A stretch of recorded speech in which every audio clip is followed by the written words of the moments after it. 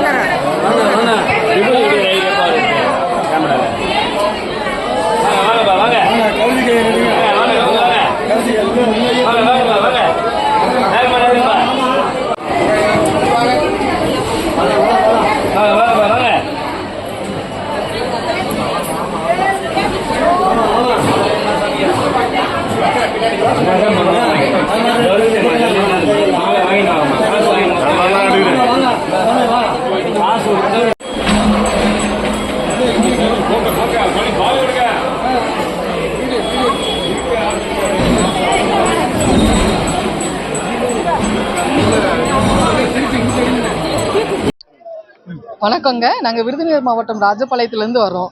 கிட்டத்தட்ட ஒரு 4-5 மாதத்துக்கு முன்னாடியே இந்த மாதிரி ரீல்ஸு யூடியூப்பில் இந்த மாதிரி நியூஸ் பார்த்து தான் வந்தோம்.